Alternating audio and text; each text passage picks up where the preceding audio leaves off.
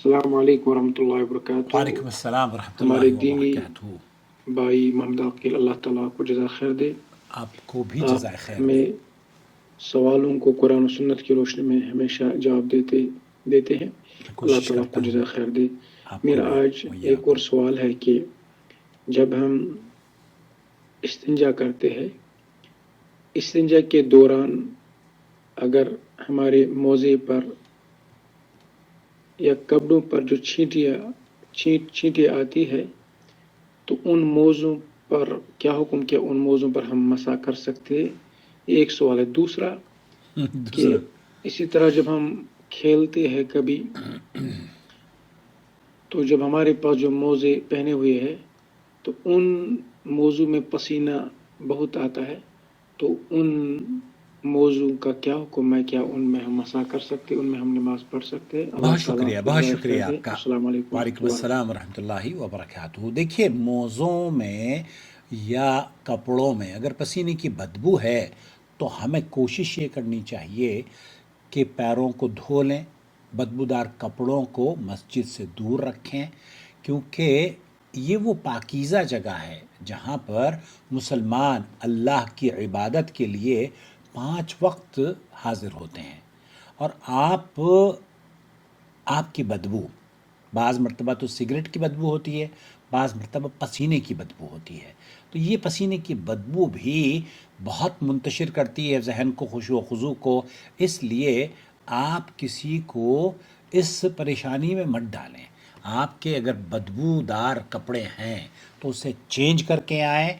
عام طور پر تو لوگ کیا کرتے ہیں، یہاں میں سعودی عرب میں دیکھتا ہوں، انڈیا پاکستان میں تو بہرحال یہ موقع کم ہی میسر آتا ہے کیونکہ وہاں لوگ کپڑے بدلتے رہتے ہیں، لیکن لیبر کلاس جو لوگ ہیں وہ بدبودار کپڑوں سے ہی مسجد میں چلے جاتے ہیں۔ یہ خیال رکھنا چاہیے کہ بدبودار کپڑے مسجد میں نہ لے کر جائیں، انہیں بدل دیں یا پھر کوئی خاص کپڑا رکھیں۔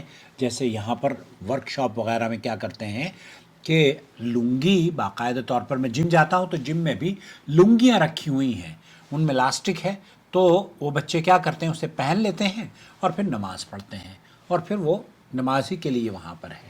دوسری بات یہ کہ پسینہ ناپاک نہیں ہے، پسینے سے اگر پسینہ آتا ہے، بغلوں میں بھی پسینہ آتا ہے، اس لیے اس پسینے کی بدبو سے بچنے کی ضرورت ہے۔ پسینہ آپ کی نماز میں خلل پیدا نہیں کرتا۔ اب آتے ہیں آپ کے پہلے سوال کی جانب جو موضوع کے بارے میں ہے۔ سب سے پہلے تو میں آپ کو بتا دوں، اس سلسلے میں حضرت ثوبان رضی اللہ تعالیٰ عنہ کا بیان ہے کہ رسول اکرم صلی اللہ علیہ وسلم نے کسی مہم کے لیے ایک فوجی دستہ بھیجا تھا، جنہیں سردی سے تکلیف ہوئی۔ جب وہ واپس آپ علیہ السلام کی خدمت میں حاضر ہوئے اور انہوں نے سخت سردی کی شکایت کی، تو آپ علیہ السلام نے حکم دیا کہ وہ پگڑی اور جرابوں پر مسح کر لیا کریں۔ اس حدیث کو مسند احمد نے نقل کیا ہے۔ اسی طریقے سے ابو داؤد میں حضرت مغیرہ بن شعبہ رضی اللہ تعالیٰ عنہ سے مروی ہے کہ رسول اکرم صلی اللہ علیہ وسلم نے جرابوں اور جوتوں پر مسح کیا۔ حالانکہ بہت سارے اہل علم نے کچھ جو احادیث نبی کریم صلی اللہ علیہ وسلم سے آئی ہیں، جیسے کہ امام ترمذی نے جس کو نقل کیا ہے، اسے ضعیف قرار دیا ہے۔ حضرت ابو موسیٰ اشعری رضی اللہ تعالیٰ عنہ کا بیان ہے کہ رسول اکرم صلی اللہ علیہ وسلم نے ایک دفعہ وضو کیا تو جرابوں اور جوتوں پر مسح فرمایا۔ اسی طریقے سے حضرت انس رضی اللہ تعالیٰ عنہ صحابی اور عربی الاصل ہیں، وہ خف کے معنی بیان کرتے ہیں کہ وہ چمڑے کا ہی ہونا نہیں ہوتا، بلکہ ہر اس چیز کو شامل ہے جو قدم کو چھپا لے۔ تو یہاں ایک اور بحث ضمناً چھڑ جاتی ہے جو کہ ہمارے احناف میں خاص طور پر یہ پایا جاتا ہے کہ جناب وہ کہتے ہیں کہ جو چمڑے کے جوتے ہیں نا یا چمڑے کے موزے ہیں ان پر تو جائز ہے، لیکن اون کے جو جوتے ہیں، اون کے جو وہ ہیں، یہ غلاف جس کو بولتے ہیں یا موزے، دیکھیے وہ غلاف، وہ کپڑا یا وہ لفافہ جو کہ آپ کے پیر کو چھپا لیتا ہے، دراصل اسے ہی موزہ کہا جاتا ہے، اور یہ پرپز سرو ہو رہا ہے، چاہے وہ جوتے या चाहे वो चमड़े से हो रहा हो या बारीक कपड़े से हो रहा हो, ऊन से हो रहा हो या किसी, और ऊन का भी कोई फटा पुराना अगर कोई मोज़ा है तो उसमें भी बिल्कुल जायज़ है। तो ये जो मोज़ा है, अल्लाह के रसूल सल्लल्लाहु अलैहि वसल्लम ने मुकीम के लिए 24 घंटे और मुसाफिर के लिए 3 दिन की इजाज़त दी है कि आप इस पर मसाह कर सकते हैं। अब सवाल की तरफ आते हैं, जो आपने सवाल पूछा है कि क्या अगर पेशाब के कतरे लग जाएं, शेख इब्न बाज़ रहमतुल्लाह अलैह से पूछा गया तो उन्होंने फरमाया कि बाज़ मरतबा ये होता है कि बहुत सारे मकामात पर, बहुत सारे ऐसी जहाँ पर ठंड बहुत ज़्यादा होती है, तो यके बाद दीगरे वो पहले एक मोज़ा पहनेंगे, फिर बारीक मोज़े के ऊपर फिर दूसरा मोज़ा पहन लेंगे। इंडिया पाकिस्तान में भी ऐसे ही होता है कि पहले ये इवन अहनाफ भी पहले ऊन का मोज़ा पहनेंगे, फिर उसके ऊपर चमड़े का मोज़ा पहन लेंगे।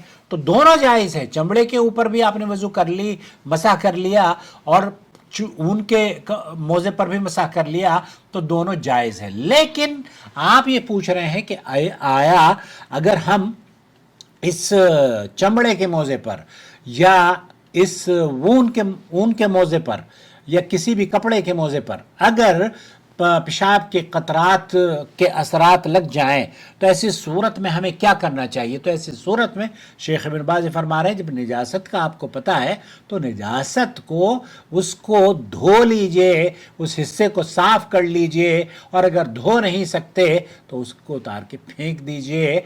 ये आपकी नमाज की दुरुस्तगी के लिए ज़्यादा मुनासिब होगा, बजाय इसके कि आप, चूँकि आपकी कपड़ों पर, आप अगर ये कहें कि हमारे कपड़े पर पेशाब के कतरे लग गए हैं, तो पेशाब के कतरे लग गए हैं तो इसका मतलब ये है कि उसने कपड़ों को नजस या नापाक कर दिया है।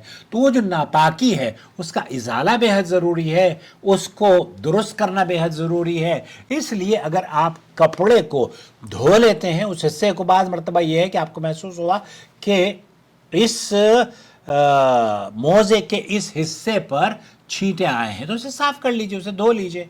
अगर आपको पता चल रहा है कि नहीं ये जनाब मेरी पैंट के या मेरी शर्ट के ऊपर इस जगह पर कतरा पेशाब का लगा है, तो उस पूरी शर्ट को अगर नहीं धो सकते तो उस हिस्से को धोकर आप नमाज पढ़ सकते हैं। तो खुलासा कलाम ये हुआ कि पहली बात तो ये कि मोज़ों पर मसाह करना जायज़ है, चाहे वो पाँव को मुकम्मल, आप अगर थोड़ा बहुत उसमें छेद भी है तब भी चलेगा। जब ये कब होगा? ये उस वक्त होगा जब आपने वज़ू की हालत में इन्हें पहना होगा। वज़ू किया, वज़ू की हालत में आपने पहना, तब आपको, जब आप उसके ऊपर मसा करेंगे तो ये 24 घंटे तक मसा कर सकते हैं, और मुकीम के लिए, मुसाफिर के लिए 3 दिन है। इसी तरीके से अगर आप मोज़े उतार देते हैं तो मोज़ा उतारने की वजह से आपकी वज़ू नहीं टूटेगी, वज़ू नहीं टूटेगी। हमारे यहाँ बहुत से लोगों का ये भी गुमान होता है कि जनाब आपने तो वज़ू तोड़ दी, वज़ू नहीं टूटेगी। इसलिए अल्लाह के रसूल सल्लल्लाहु अलैहि वसल्लम और सहाबा का और सलफ़ सालिहीन का यही तरीक़ाकार रहा है। अल्लाह से दुआ है कि अल्लाह ताला हमारी नमाज़ों को कबूल फरमाए, और आप कहीं भी रहें, सर्दी हो या गर्मी, आपको अल्लाह ताला अमन और सलामती से रखे। प्लीज़ चैनल में ज़रूर अपनी राय से हमें नवाजा कीजिए और सवाल ज़रूर भेजिए हमें।